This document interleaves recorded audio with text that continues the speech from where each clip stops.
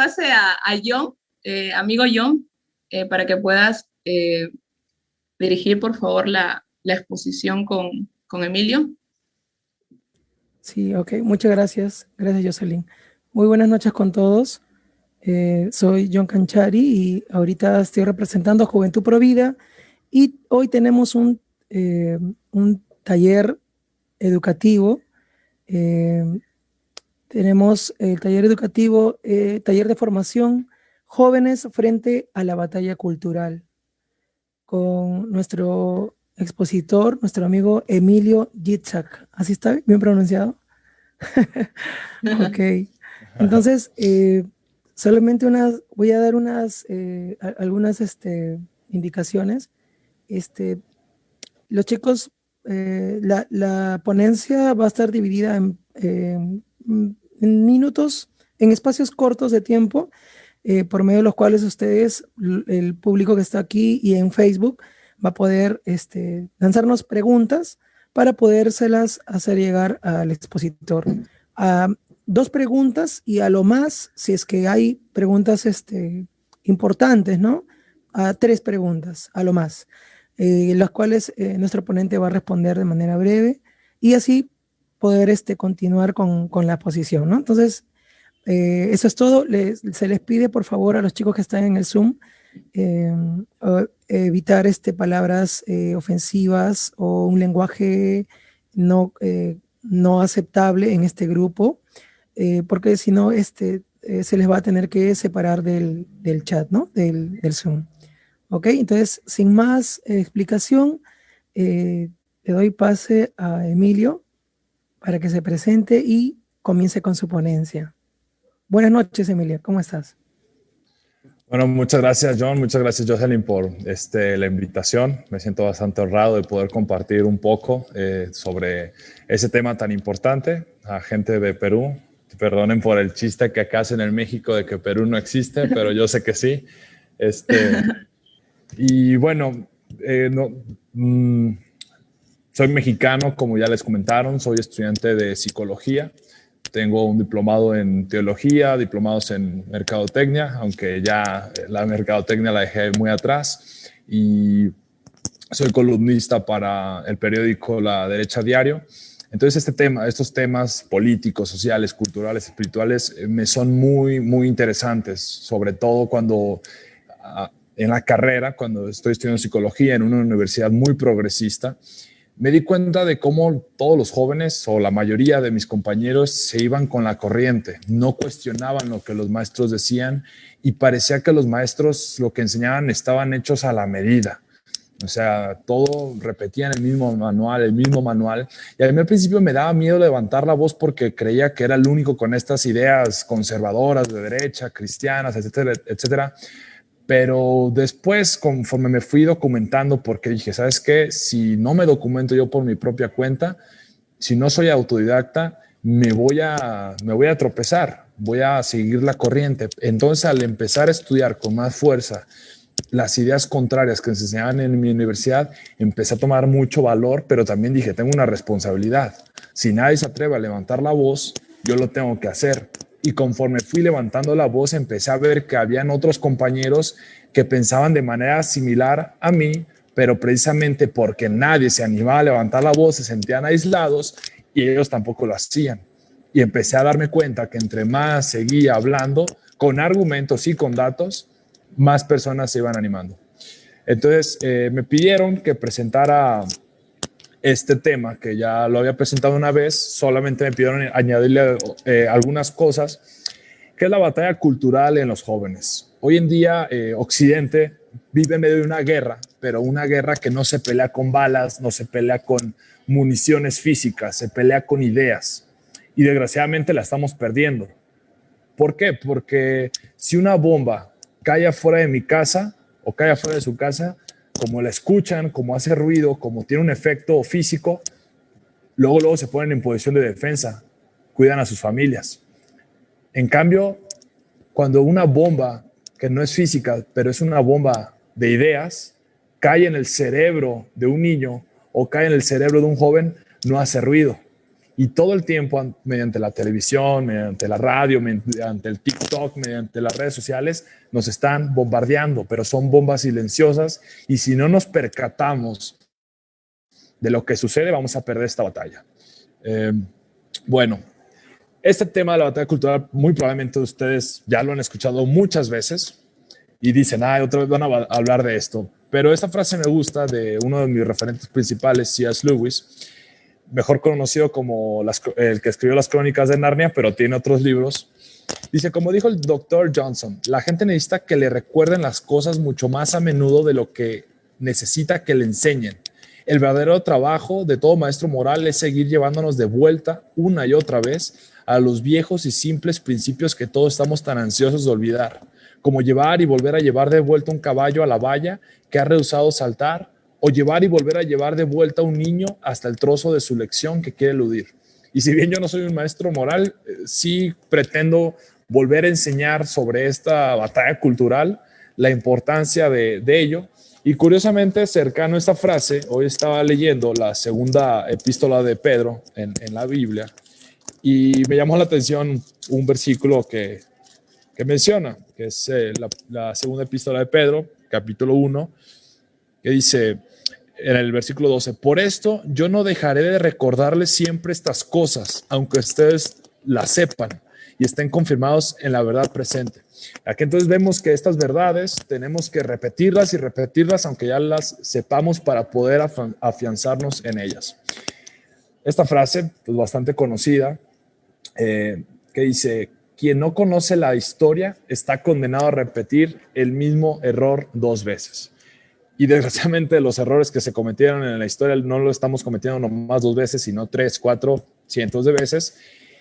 Y de hecho, cuando el rey David iba a consagrarse como el rey, de las tribus de Israel, cada tribu le enviaba militares, le enviaba un ejército. Pero es curioso que en el primer libro de Crónicas, en el capítulo 12, versículo 32, dice, de los hijos de Isaacar, 200 principales, entendidos en los tiempos y que sabían lo que Israel debía hacer, cuyo dicho seguían todos sus hermanos.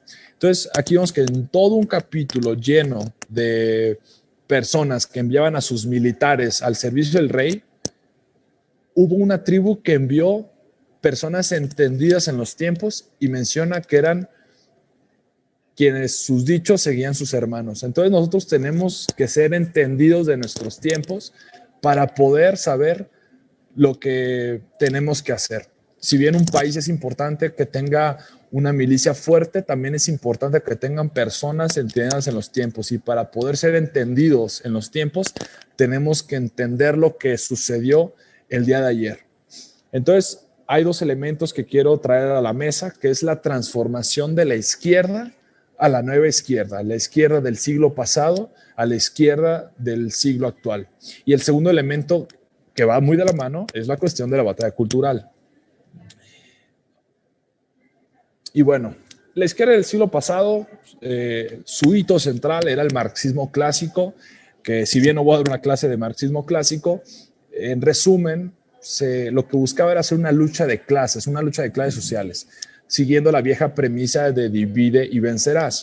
Entonces, lo que el revolucionario de izquierda pretendía hacer era sembrar odio entre el proletariado, que eran los oprimidos, y la burguesía, los dueños de los medios de producción, que eran los opresores. Y de esta manera, este revolucionario, al sembrar odio, lo que él hacía es posicionarse como la voz del pueblo oprimido. Y esto, si bien es marxismo clásico, lo vimos con Hugo Chávez, que sembraba odio entre el pueblo venezolano contra los yanquis imperialistas, y él se puso como la voz del pueblo y bueno, no han sacado a ese régimen del poder. Aunque él ya murió, pues bueno, Nicolás Maduro sigue con el poder. Y aquí en México también sucedió. López Obrador lo que hizo fue decir, yo soy la voz del pueblo bueno y sabio que están siendo oprimidos por la mafia del poder. Marxismo clásico. Pero ¿qué sucedió? La izquierda, como siempre lo ha hecho, fracasó. Empezamos a ver que los países que abrazaron el marxismo cada vez hundían más en hambre y en miseria. En cambio, los países del occidente capitalista eran cada vez más prósperos. Hay un dato muy importante. En 1810, el 95% de la población mundial vivía en pobreza extrema. Gracias al capitalismo y a la revolución industrial, a las tecnologías, de ese 95% de pobreza extrema, en el 2010 pasamos a un 5% de pobreza extrema. ¿Que hay todavía cosas que hacer? Por supuesto, pero que el capitalismo funciona, que el libre mercado funciona, es un dato irrefutable. Además, los países comunistas, los países marxistas, se cargaron a 100 millones de personas. Miren, si hoy en día una persona dice yo apoyo a Hitler, yo apoyo el nazismo, con justa razón le escupo en la cara y lo pateo, aunque sea cristiano. Bueno, no lo pateo, pero... No, sí lo pateo. Y Hitler asesinó entre 6 a 16 millones de personas.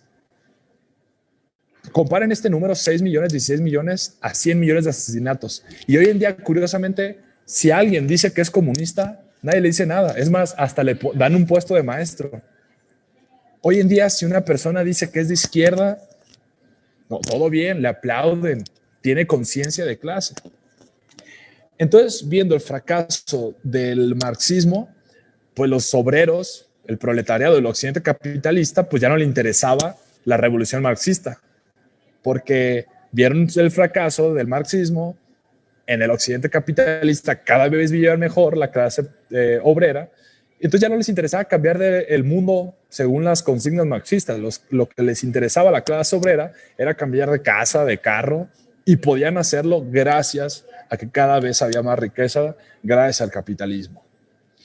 Entonces, la izquierda o tenía que adaptarse o si no se iba a morir, porque se estaba quedando sin clientes, porque el mensaje marxista iba dirigido al proletariado y se estaba quedando sin clientes. El proletariado ya no quería escuchar marxismo.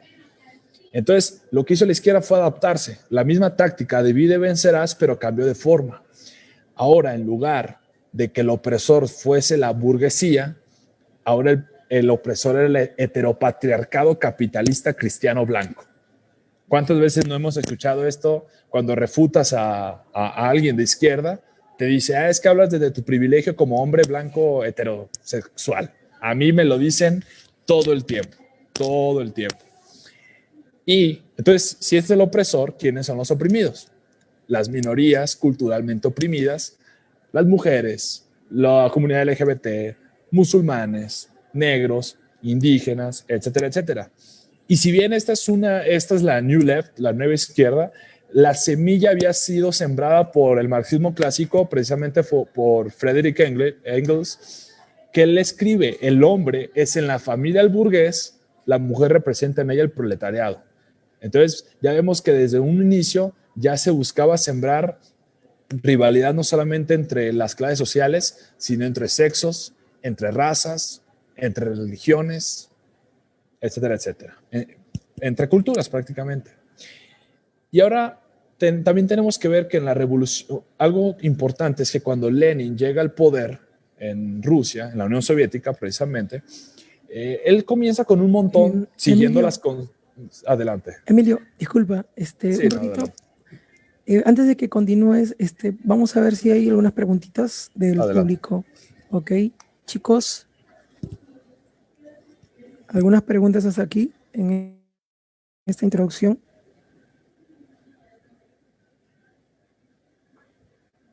Pueden escribirlo en los comentarios. Sí.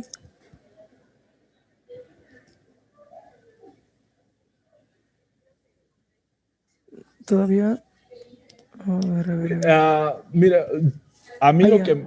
Como ustedes... Aquí hay una pregunta. Okay, una pregunta nada más. A ver, sí, está bien. dice, si el capitalismo mejoró nuestras vidas, ¿por qué ahora es tan rechazado? Bueno, creo. Ok. Nada más, sí. Perfecto. Mira, ¿les parece? Porque esa pregunta, de hecho, la voy a contestar durante la presentación.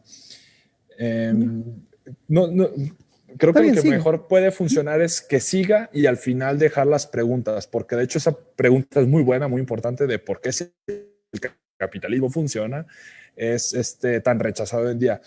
Adelantando la respuesta, algo que siempre tenemos que entender es que a la derecha, y ahorita voy a explicar bien qué es derecha y qué es izquierda, porque tampoco la podemos entender como se entendía antes.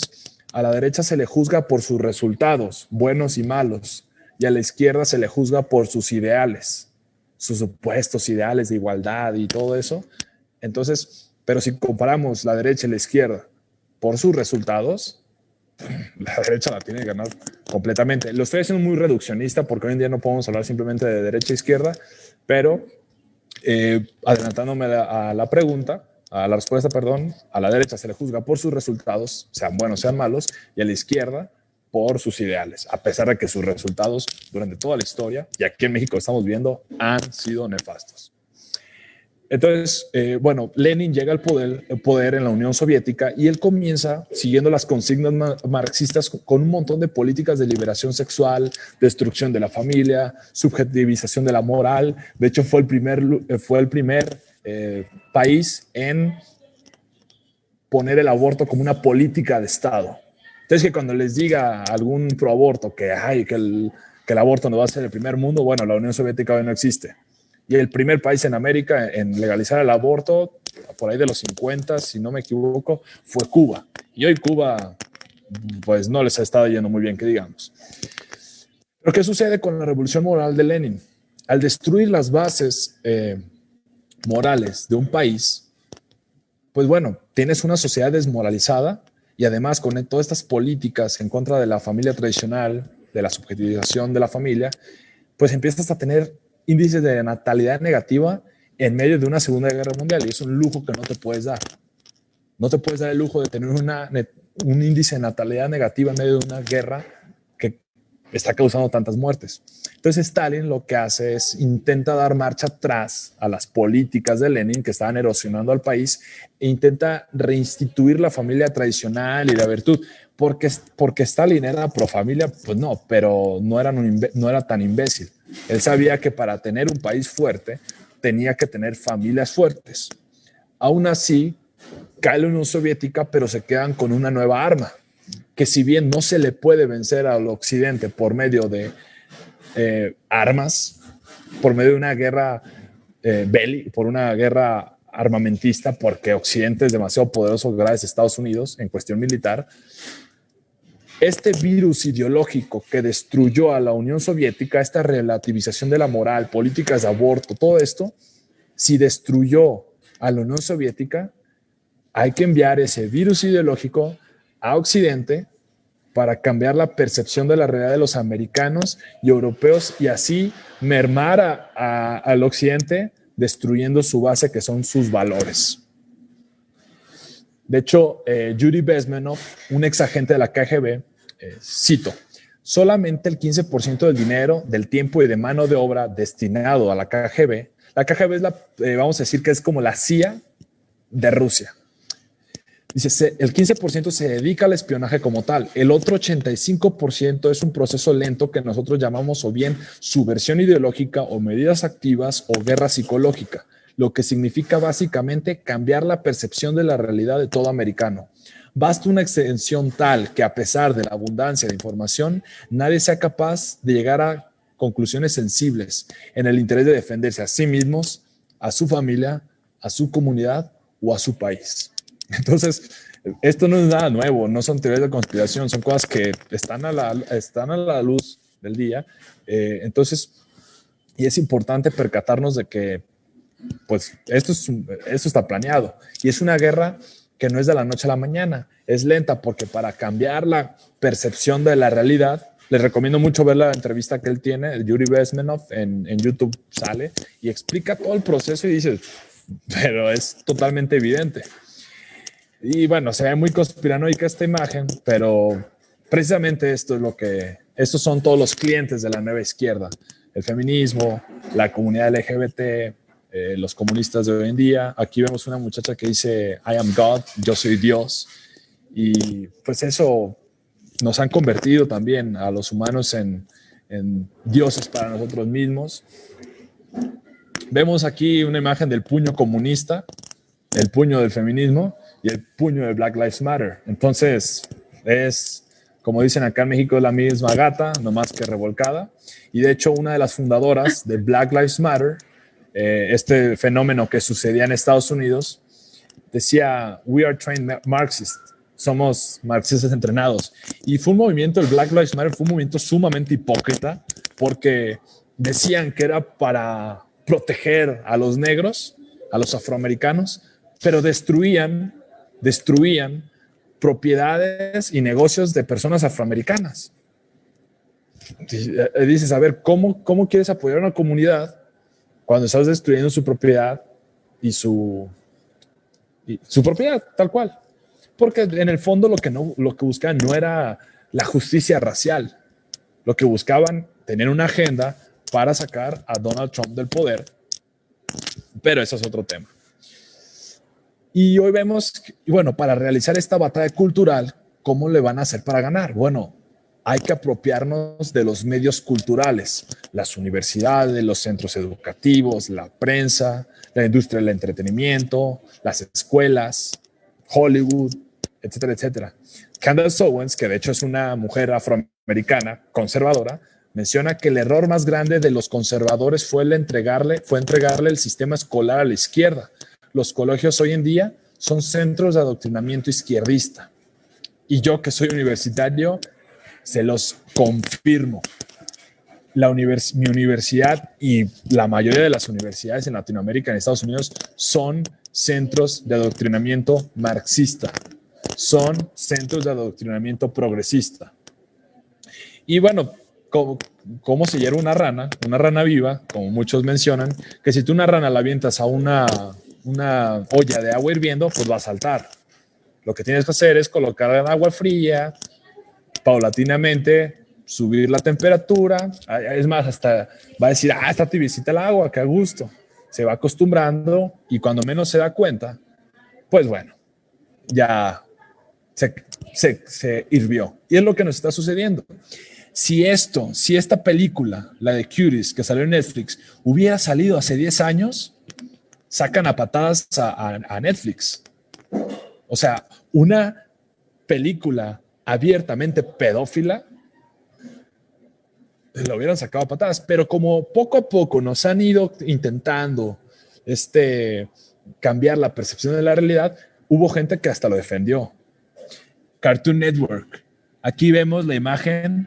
Bueno, para empezar vemos la imagen de que pues Drawn to Love, sí, todos se aman, qué bonito las parejas. Vemos a un señor con un menor de edad, pedofilia clara. Cartoon Network, si eso hubiera pasado hace 20 años, hace 10 años, sacan a patadas a Cartoon Network. Pero poco a poco, paulatinamente, les digo, han incrementado poco a poco la temperatura para que, bueno, pues es que ya hoy en día en lugar de decir pedofilia, ya dicen sexo intergeneracional, para que no se escuche tan feo. J.K. Chesterton, un gran referente, bien mencionaba que para corromper a un individuo basta con enseñarle a llamar derechos a sus anhelos y abusos a los derechos de los demás. Y esto es claro. Yo, por ejemplo, tengo algo llamado derecho a la libertad de expresión. Pero ¿qué dicen los que están en contra mía? Eso es un discurso de odio. Eso es un abuso. Estás abusando de tu privilegio de heterosexual blanco. Y yo, pero es un derecho llamado libertad de expresión. No, es un abuso. En cambio, los anhelos de estas personas de izquierda, por ejemplo, voy a decirlo así, el aborto, o el hecho de que nos censuren, porque es el anhelo de ellos censurarnos, bueno, ellos ya lo llaman hoy en día que es un derecho. Y también vemos que es un claro ataque a la familia. Ahorita también mencionaba por qué atacan tanto al capitalismo. Bueno, para destruir al capitalismo, tienes que destruir sus bases, y su base es la propiedad privada. Y la base de la propiedad privada, según los teóricos de la izquierda, es la familia tradicional. No voy a explicar ahorita precisamente por qué lo teorizan así, pero eso es lo que creen, que la base de la propiedad privada es la familia tradicional. Entonces, hay que destruirla. ¿Cómo? Hay que destruir la familia liberando a la mujer de su marido por medio del feminismo y a los hijos de sus padres por medio de la hipersexualización a través de la educación sexual integral. Los primeros folletos, los primeros manuales de educación sexual integral fueron elaborados por la Escuela de Frankfurt el siglo pasado y implementados en la Unión Soviética. Entonces también cuando los progres digan, ay, sí, la educación sexual es de vanguardia, es de lo de hoy. A ver, ridículos, eso ya lo implementaron antes y reitero, ¿dónde está la Unión Soviética hoy en día? Alexandra Kollontai, una feminista comunista, menciona: el Estado de los trabajadores acudirá en auxilio de la familia, sustituyéndola. Gradualmente la sociedad se hará cargo de todas aquellas obligaciones que antes recaían sobre los padres. Anatoly Lunacharki, ministro de Educación y Cultura del Partido Comunista en la Unión Soviética, menciona: este pequeño centro educativo que es la familia, esta pequeña fábrica, toda esa maldición que llega a ser un pasado caduco. Entonces, ¿por qué les interesa tanto a los comunistas o a la izquierda destruir la institución familiar? Porque esta es un resguardo del individuo frente al adoctrinamiento e intromisión estatal. La familia es un lugar en donde te enseñan tus primeros valores, las primeras virtudes, tu primer comunicación ante los demás. Y si a mí en la escuela me dicen que 2 más 2 es igual a 5, en mi casa me pueden decir, ellos están mal, 2 más 2 es igual a 4. Pero si eliminas a la familia, dejas al individuo solo frente a estos centros de adoctrinamiento dirigidos por el Estado. También es un ataque no solamente a la familia, sino también al patriotismo. Bien decía Agustín Laje, que seguramente todos los conocen, que la izquierda es la religión laica de los resentidos sociales. Y yo añado que la virtud principal de esta religión es el egoísmo. C.S. Lewis, en su libro Los Cuatro Amores, menciona: así como la familia nos hace posible el dar el primer paso más allá del amor egoísta, el amor a la patria nos hace posible dar el primer paso más allá del egoísmo familiar. Es decir, en la familia es el primer paso para poder salirnos de nosotros mismos, de nuestro propio amor egoísta. Y el amor a la patria nos hace dar un paso más allá del egoísmo familiar. Pero entonces, si la virtud principal de la religión de la izquierda es el egoísmo, bueno, hay que destruir a la familia porque te quita el egoísmo individual, y hay que destruir a la patria porque es lo que te quita el egoísmo familiar. Y bueno, yo pongo una bandera de México aquí, ustedes pongan la de Perú, y vemos que un ataque de esta agenda de la New Left es un ataque al amor por tu patria. Por eso, ¿por qué creen que Estados Unidos ha sido el principal bastión en contra de la izquierda? Allá son patriotas a morir. Allá prácticamente al lugar que vayas vas a ver banderas de Estados Unidos afuera de las casas, y a mí me ha tocado ver personas que caminan, hay una bandera de Estados Unidos, se paran, la saludan y siguen caminando. Algo que yo acá en México desgraciadamente no veo.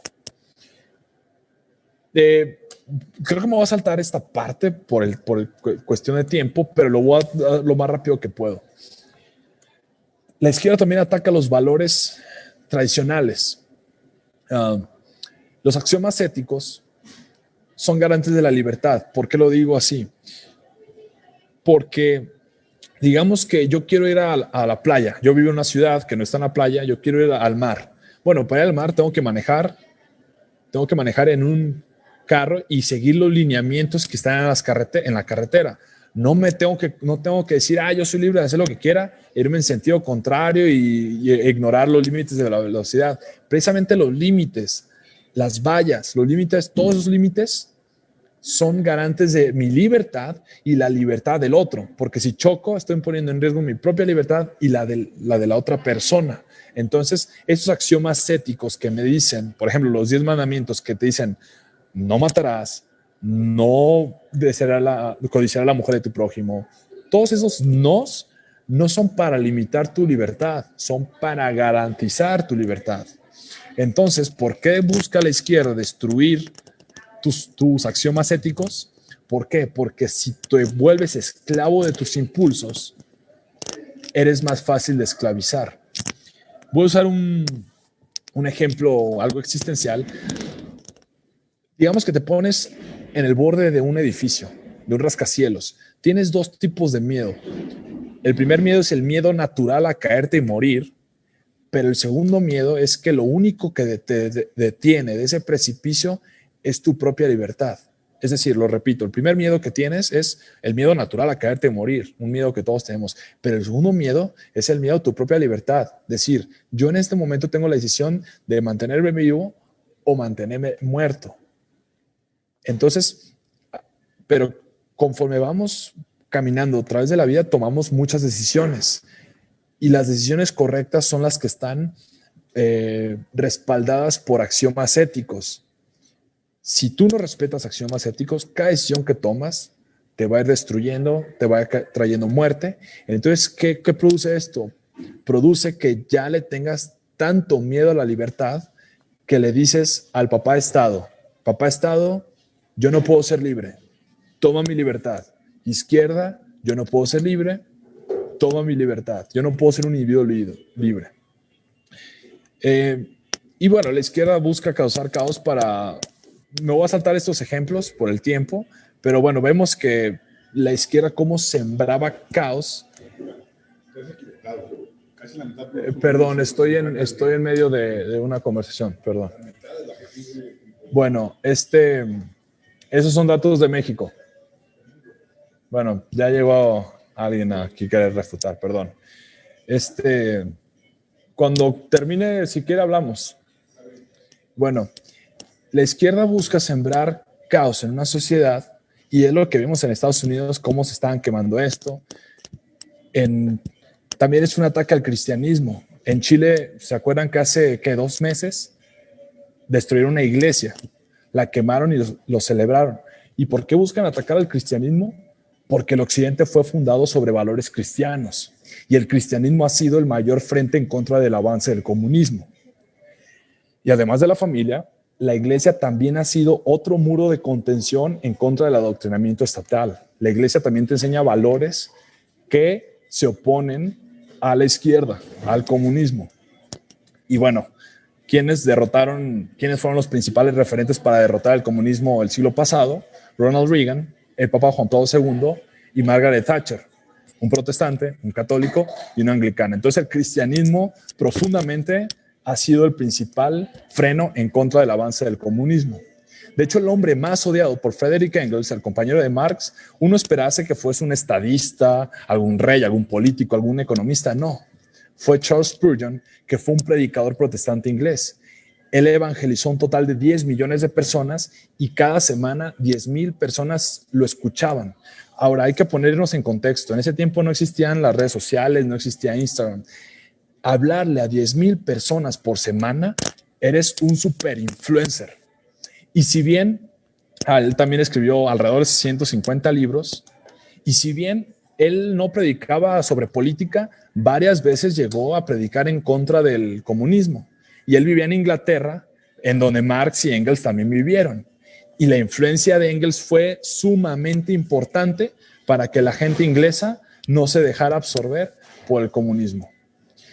Ahora, a esto quería llegar para responder un poco que no hay que entender a la izquierda y a la derecha como lo entendían el siglo pasado. El siglo pasado era una guerra entre capitalismo, libre mercado y comunismo, una cuestión más economicista. Y aquí vemos socialismo versus libre mercado. Hoy en día también tenemos que entenderla como la izquierda, que es progresista, que busca desarraigarse de las tradiciones, las tradiciones, la iglesia, la moral, y las personas de derecha tendemos a ser conservadores. ¿Por qué somos conservadores? Roger Scruton, filósofo inglés que acaba de morir el año pasado, menciona que el conservadurismo surge de una intuición que compartimos las personas maduras, que las cosas buenas se construyen difícilmente, pero se destruyen fácilmente. Como vimos ahorita la iglesia que destruyeron en Chile, ¿cuántos años se tardó en construir esa iglesia? ¿Cuánto se le tuvo que invertir? Las mentes que tuvieron que estudiar para poder construirla. Y en un par de horas puede llegar esta manga de zurdos empobrecedores a destruirla.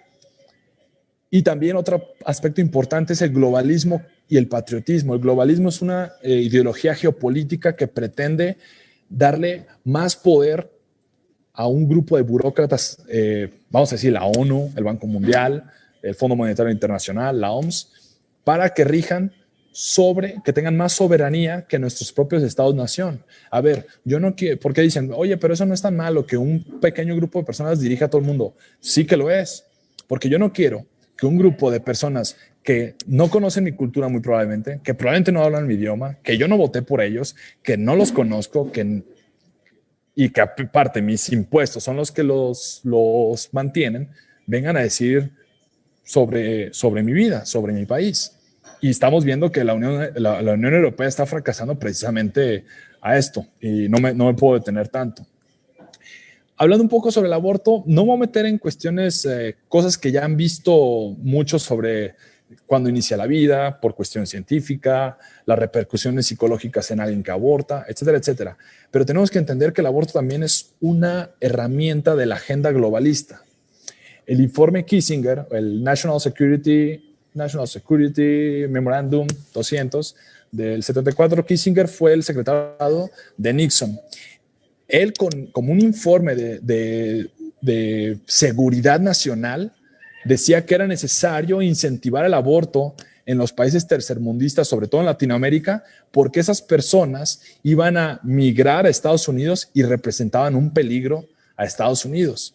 Y también, pues, por eso nos inyectan tanto miedo con el mito de la sobrepoblación, que es un mito. Ahorita no me puedo detener en desmentir esto, que dicen, es que somos demasiadas personas. Y con datos puedo decirles que no. O este mito de la calentología o el calentamiento global. Que existe el calentamiento global, por supuesto. Que el clima cambia, por supuesto. Pero sembrar tanta paranoia como los acuerdos de París, que lo único que buscaban era quitar soberanía nacional para entregársela a un pequeño grupo de personas. Curiosamente, Estados Unidos lo criticaron por salirse de los acuerdos de París y fue el país que más bajó sus índices de CO2 que todos los países que estaban ahí en el acuerdo de París. Y la India y China nunca lo respetaron y nadie dijo nada. Y también tenemos que entender que el aborto es un negocio multimillonario.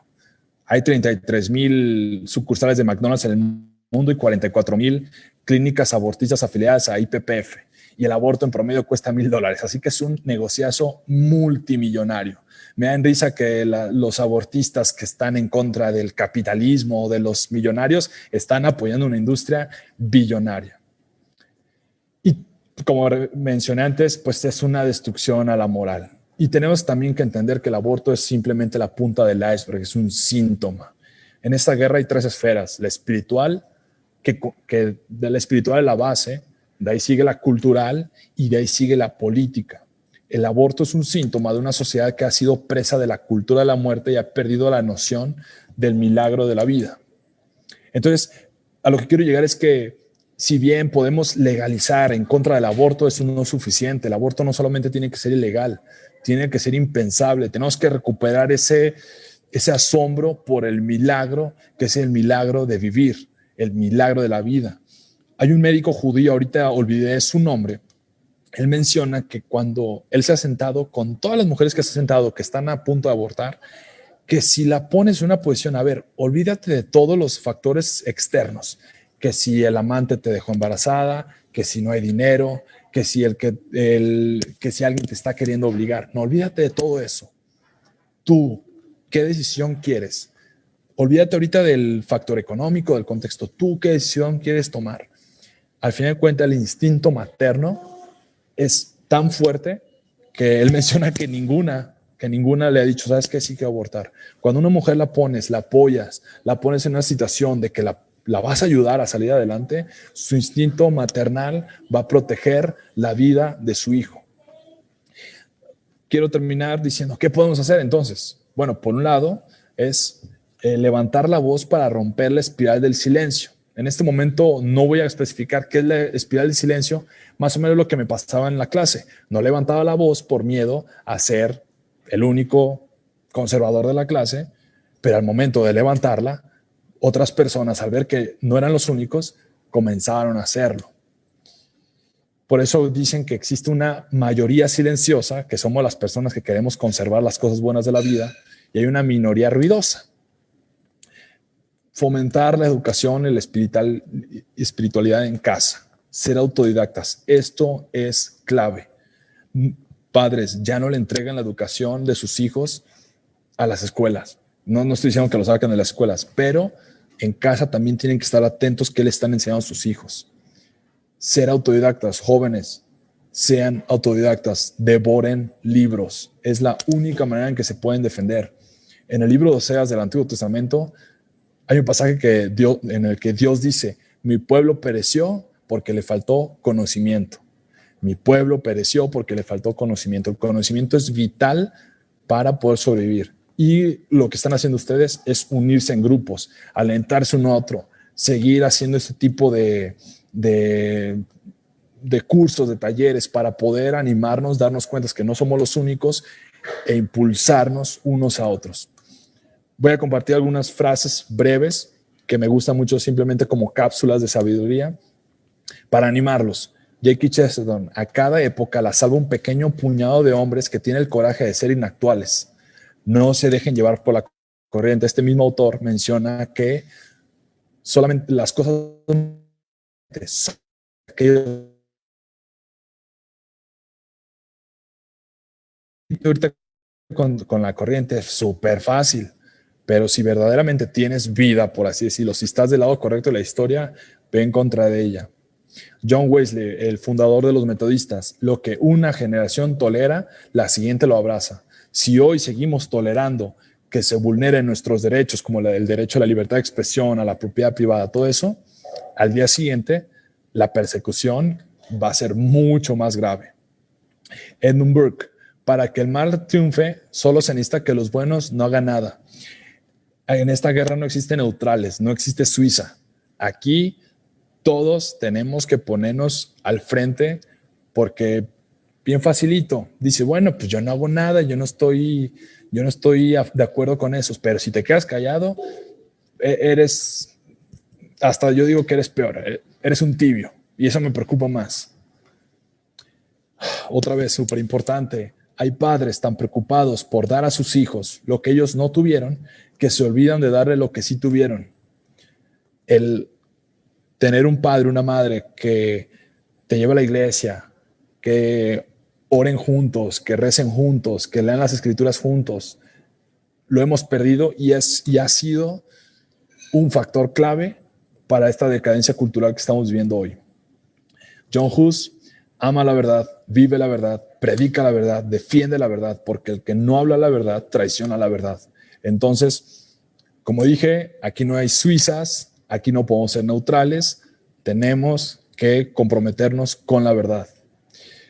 Algunos libros recomendados, tampoco me voy a detener mucho: C.S. Lewis, Mero Cristianismo, El libro negro de la nueva izquierda, Cómo ser conservador, Roger Scruton, Economía en una lección de Henry Hazlitt, Atrapado en el cuerpo equivocado, de Pablo Muñoz y Turrieta, La evolución del hombre, C.S. Lewis, Arquitectos de la cultura de la muerte, Verdad total. Por favor, lean este libro. Lo acabo de leer 2 veces y estoy impactado. Léanlo. Un mundo que cambia, muy bueno también para entender que la derecha y la izquierda no es lo mismo hoy en día. Vemos aquí que dice patriotismo frente a la agenda globalista. Y bueno, ahora sí, preguntas, quejas, comentarios. Creo que ya se fue el señor que me quería debatir. Bueno, vamos con la primera pregunta entonces. A ver, la primera pregunta dice que el capitalismo, según dicen alguna persona socialista, lo mencionó así, el capital hace que las personas útiles, el capital hace a las personas útiles solo si pueden generar dinero, pero los discapacitados y ancianos no aportan nada a un sistema donde importa el capital. Entonces, la pregunta es cómo puedes, cómo de muchas personas y que le quito clientes al socialismo, ¿no? Bueno, es importante también aclarar que, mira, una cosa son los datos y otra cosa también es me voy a los datos primero. Como mencioné, los índices de pobreza extrema han caído. Antes, el 90%, antes de la revolución industrial, el 90% de la mano de obra iba destinada a producir alimentos. O sea, el 90% de las personas iba destinado a producir alimentos. Hoy en día tenemos más libertad de decidir qué queremos hacer, porque ya no nos estamos muriendo de hambre como sucedía siglos atrás. Ahora, tampoco estoy diciendo que el capitalismo por sí mismo, que es un error que cometen los libertarios, sobre todo los anarcocapitalistas, es creer que el libre mercado por sí mismo... Un segundo. Un error que cometen los libertarios o los anarcocapitalistas, más específicamente, es creer que el libre mercado por sí mismo va a resolver todo. Para que el libre mercado funcione, tiene que ir respaldado de una moral, de una ética en su sociedad. Es por eso que mencioné que uno de los factores, sino más bien el factor principal para el triunfo del occidente capitalista, fue que fue fundado sobre valores cristianos. Porque es cierto, los discapacitados y los ancianos tristemente ya no pueden laborar. Y es función de la iglesia, el poder, sus miembros, sustentar a estas personas. Por un lado, Pablo de Tarso, en el libro en la segunda carta de Tesalonicenses, si no me equivoco, menciona: quien no trabaja, que no coma. O sea, si tienes capacidad de trabajar y no lo haces, no comas. Pero, si no tienes la capacidad, también hay invitaciones del mismo Jesucristo, del mismo Pablo, que tenemos que ser caritativos. Entonces, para que el libre mercado funcione, es necesario que esté respaldado por una fe, por una ética, por una moral. Porque tenemos personas capitalistas que son una escoria para la sociedad. Tenemos a George Soros, que él merece la pena de muerte. Tenemos IPPF, la clínica abortista más grande del mundo. Entonces hay empresas capitalistas que no están respaldadas por moral, pero para nada. Pero de que el libre mercado funciona para producir riqueza, por supuesto. Con datos lo puedo respaldar. Pero que debe de ir respaldado por una moral para que funcione, también es completamente, es fundamental. Ok. Vamos con una segunda pregunta. De manera puntual, nomás, no te preocupes. La pregunta es, el comunismo, o sea, según un comentario, para algunas personas, el comunismo ha funcionado en China y nos lo ha demostrado porque es una de las potencias mundiales. ¿Eso es cierto o no? ¿Por qué? Bueno, hay que entender que si bien el Partido Comunista Chino es el que gobierna hoy en día China, su economía no es comunista tal cual como se entendía el siglo pasado. Por eso es lo que digo, hay que entender lo que significa comunismo hoy en día y no es lo mismo, o derecha-izquierda hoy en día, y no es lo mismo del siglo pasado. Ahora, el Partido Comunista Chino, con Mao Zedong, asesinó a aproximadamente 60, 70 millones de personas y la mayoría por hambre. Entonces, si me vienes a decir que la economía comunista funciona, no. ¿Qué tuvo que hacer China? Abrirse al mercado, que hoy en día cuántas cosas no están made in China. Pero eso sí, si te quieres ir a vivir a China, adelante. Solamente ¿qué libertad tienes? Habla en contra del gobierno y desapareces.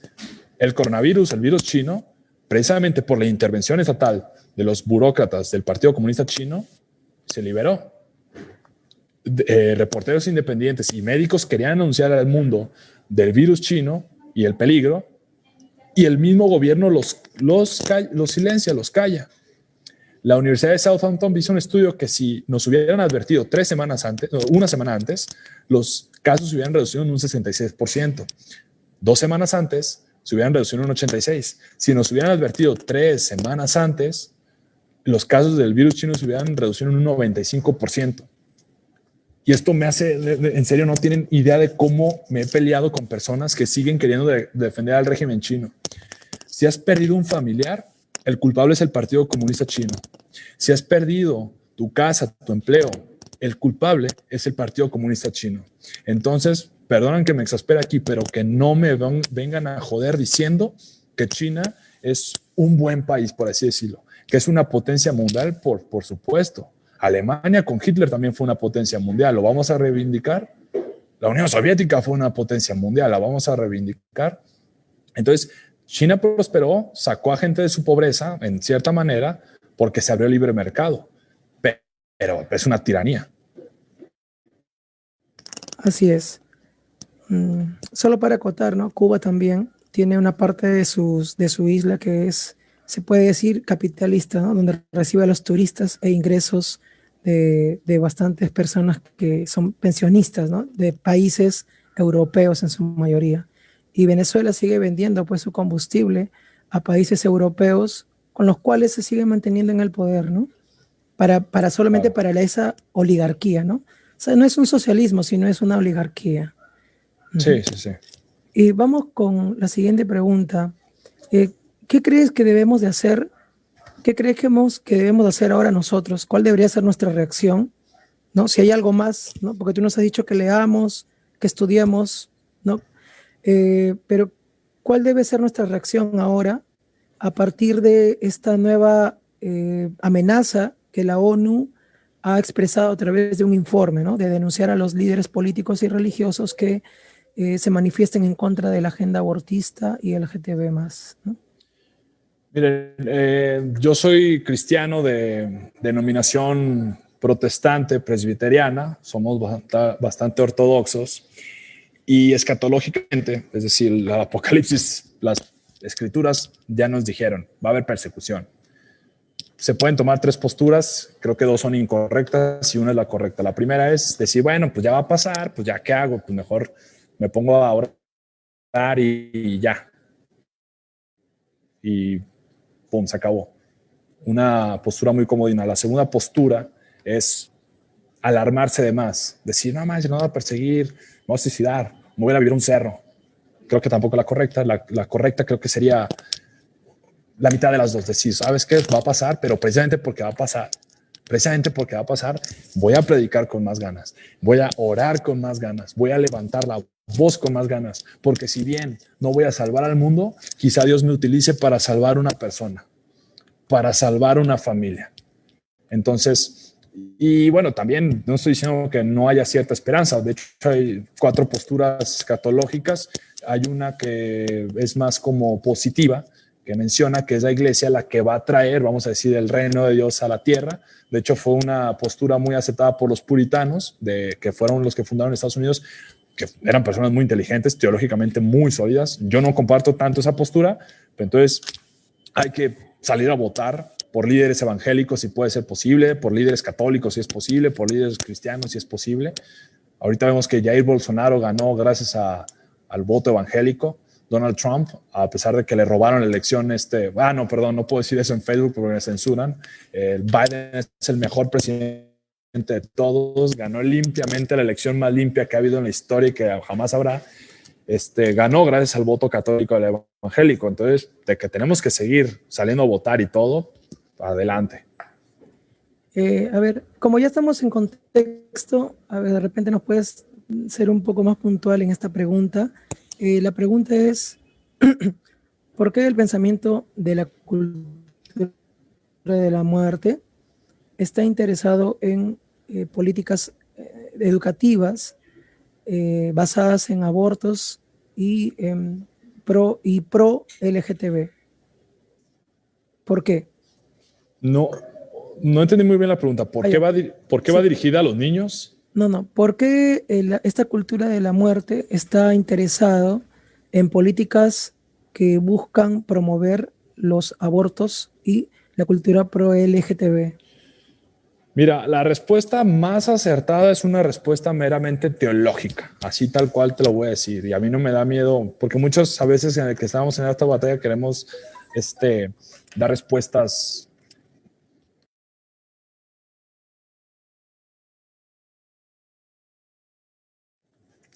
Perdón, es que aquí estoy viendo si ya van a cerrar o no. Es que no estoy en mi casa, tengo un pésimo internet, entonces me vine a otro lugar. Perdón. La respuesta meramente teológica es porque hay en Efesios 6 vemos que hay una batalla espiritual. Menciona el apóstol Pablo que no tenemos una batalla contra sangre y carne, es decir, contra humanos, sino que tenemos una batalla contra principades, contra potestades. Entonces, sabemos que Satanás es un enemigo de la humanidad y que busca sembrar muerte en las personas. Ahora, si no eres creyente, ¿cómo traduzco esta cuestión teológica a una cuestión, vamos a decir, más neutral, por así decirlo? ¿Por qué buscan sembrar el aborto y las ideologías LGBT a la sociedad. Por un lado, mencioné un poco sobre el control de la sobrepoblación. Para una agenda globalista es más fácil poder tener el poder cuando la humanidad no es tan poblada que cuando tienes muchísimas personas. Entonces, el aborto es una manera de controlar, vamos a decir, la población, que no haya demasiada gente, por así decirlo. Y por otra parte, bueno, a ver, que quede claro, no tengo nada en contra de la comunidad homosexual. Al contrario, yo estoy completamente a favor que se respeten sus derechos humanos. Los 3 derechos básicos: vida, libertad y propiedad. Pero es una comunidad que no se puede reproducir. Entonces, cuando tú fomentas esta conducta, bueno, pues también mantienes a raya la sobrepoblación, por así decirlo. Y pues también lo vemos en un otro montón de políticas, la promoción de los anticonceptivos, que es un tema muy complicado hoy en día.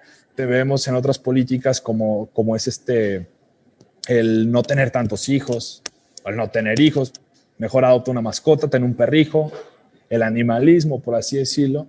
En pocas palabras, esa sería mi respuesta. Ok, a ver, bueno, a ver, de manera puntual tenemos la siguiente pregunta. ¿Cuál sería la mejor alternativa eh, para los libertarios, ¿no? ¿El paleolibertarismo o el anarcocapitalismo? Muy fácil, ser paleolibertario es una mejor opción. El anarcocapitalismo simplemente es una teoría para sentarte en el café, cotorrear con tus amigos y sí, podemos ser anarquistas, no tenemos que vivir del Estado, puro capitalismo. No, es una teoría de café. De hecho, Javier Milei dice que él idealmente es anarcocapitalista, pero él es alguien realista y sabe que no es posible en la realidad este anarcocapitalismo. Ahora, también el problema del liberalismo es que surge de Jean-Jacques Rousseau, de Thomas Hobbes y de John Locke. No voy a profundizar mucho en cada una de sus teorías, pero hubo un error muy grande, que es el individualismo. Creer que el individuo es la realidad última. Los cristianos creemos en la Trinidad. Creemos que tanto cada individuo, Dios Padre, Dios Hijo, Dios Espíritu Santo, tanto cada individuo es real como la misma unidad es real. Y nosotros no nacemos como individuos aislados. Nacemos en una familia, nacemos en una nación, nacemos en una iglesia. Entonces, tanto como yo, Emilio, soy un individuo real, así como en la Trinidad los individuos son reales, también mi familia, esa unión es real. Pero cuando quitas al individuo y lo aíslas, lo atomizas, lo dejas como su naturaleza, busca ser parte de algo más grande de sí mismo, si le quitas su familia, su nación y su iglesia, se queda frente al Estado. De hecho, Pol Pot se basó en Rousseau. Pol Pot fue un comunista que exterminó una tercera parte de la población de Camboya. No me acuerdo muy bien ahorita, Marx también se basó en muchas posturas de Rousseau. Entonces, el individualismo de Rousseau lleva tarde o temprano al totalitarismo porque dejas al individuo aislado enfrente del Estado. Y la Iglesia Católica tiene algo llamado el principio de subsidiariedad, lo equivalente a la Iglesia Protestante, que tiene esta doctrina de las esferas de soberanía, que indican que la mejor manera de proteger la libertad individual es protegiendo la soberanía o la libertad de los grupos. Que mi familia tome sus decisiones, que mi iglesia tome mis decisiones y que el Estado solamente tome las decisiones que mi iglesia y que mi familia y que mi nación no puedan tomar. Así que anarcocapitalistas, wake up. Eran como los anarcocapitalistas que estaban a favor de Joe Biden porque Trump tuitea mal. Señores, Trump era la mejor opción para cualquiera. Aunque fuera el Orange Man Bad, tienes a Gloria Álvarez diciendo estupidez y media de que, amiga, wake up. Real life. Es lamentable que muchas veces la mala formación de nuestros estudiantes y jóvenes haga que ellos detonen en seguir posturas de tendencia solamente porque sus ídolos o porque la prensa los manejen de esa manera, ¿no? Porque ahorita también acá en Perú hablar de Trump es que te miren, ¿qué? O sea, y a nuestro candidato, bueno, por ahora de preferencia, Rafael, lo vinculan con Trump como para deteriorar su imagen, ¿no? Como diciendo Claro. de que Trump es un dictador o algo así, ¿no? Eh, una preguntita más, me imagino que alguna vez habrás tenido la oportunidad de conversar con alguna persona a favor del aborto, quizás compañeras, amigas en la universidad, compañeras de estudio. Y a veces, pues, cuando saben tu posición, se te acercan y empiezas a conversar. ¿Y alguna vez habrás tenido la oportunidad de hacerla cambiar de su postura, de ser pro aborto, a como siquiera, si no cambiar a ser pro vida, por lo menos como que desestimar ya esa posición pro aborto, ¿no? ¿Habrás hecho cambiar de posición alguna vez a alguna persona? Y si lo has hecho, ¿cuáles fueron tus argumentos? ¿Qué fue lo que le dijiste? Mira, bueno, antes es la última pregunta, ¿verdad? Pero Ya, a mí ok. me encantaría seguir, pero tengo Sí, un sí, poco limitado el tiempo. no te preocupes. Sí me ha tocado, bueno, mi universidad abunda este mercado. Es decir, que yo estoy muy entretenido en esa universidad, porque aparte de que soy medio ñoño y me gusta estar leyendo todo el rato, soy medio hocicón y no me quedo callado. Entonces, pero algo que a veces tengo que aceptar es que a veces soy demasiado directo. Entonces, por eso tiendo a veces a alejar a las personas que están en contraparte, pero sí me ha tocado personas que, pues ya tengo relaciones con ellas de varios años, que últimamente han visto cómo me he destapado mucho más, y sí se acercan conmigo, y creo que la mejor manera de cambiarle la opinión a alguien más, para empezar es escucharlos, porque muchas veces queremos enseñar luego, y es escucharlos, entender por qué creen lo que creen. Y el mejor método, en vez de dar argumentos, es el método de la mayéutica o el método socrático. Pregunta tras pregunta tras pregunta. ¿Para qué? Para entender cuál es la realidad última de su pensamiento, sobre qué se sostiene todo su sistema de creencias. Entonces, cuando ya entiendes verdaderamente qué es lo que cree esa persona y se sintió escuchada, es más fácil que se abra, que te escuche. Entonces, sí me ha tocado que personas digan, bueno, tienes razón en ciertas cosas, y como que empiezan ya a pasarse del frío al tibio y ya después, pero en última instancia, lo más eficaz es el evangelio y nunca me voy a cansar de decirlo. El evangelio es lo más poderoso porque no solamente es un cambio de ideas, es un cambio de corazón. La palabra arrepiéntanse viene del griego metanoia, que es un término que utilizaban los militares en jefe. Cuando veían que sus militares estaban yendo a la dirección equivocada, les gritaba metanoia, arrepiéntanse, cambien de dirección. Entonces, sin duda, la predicación del evangelio al uno, dedicar tu vida a una persona o a dos, es la mejor manera, porque esas dos personas van a, como si fuera un multinivel, que yo trabajo en eso, no los voy a invitar, tranquilos. Invitan a 4 y esos 4 dedican su vida a 8. Jesús dedicó su vida a 12 personas y bueno, somos la religión mayoritaria por ahora. Amén, así es. Muchas gracias de verdad por tu aporte a este grupo, este equipo aquí trabajando en el Perú, este grupo Pro Vida, y esperamos tenerte en otra ocasión para que nos sigas aportando y ayudando. Muchas gracias por tu tiempo, por darnos lo mejor que tienes, tu información, tu preparación, ¿no? Y bueno, esperemos que volverte a ver. Muchas gracias, Emilio. Muchas gracias. No, gracias a ustedes. Te dejo con Jocelyn. Gracias a ustedes. Pues bueno, espero que haya sido de bendición, de algo de más de conocimiento. Y la próxima vez prometo pasar 3 horas con ustedes cuando arregle el internet de mi casa. Muchas gracias, Emilio. Hemos aprendido muchísimo. Voy a estar compartiéndote esto porque va a quedar grabado. Sé que muchos han sido muy bendecidos en todas las redes. Por ahí ha habido unos comentarios infiltrados por todas las páginas, pero Con algo se va a haber quedaron, oportunidad. con algo se quedaron. Claro que sí. Muchas gracias a todos los que están conectados. Nos vemos hasta la próxima. Gracias. Abrazos. Emilio, Dios te bendiga. Amén. Bendiciones. Chao, chicos. Hasta luego.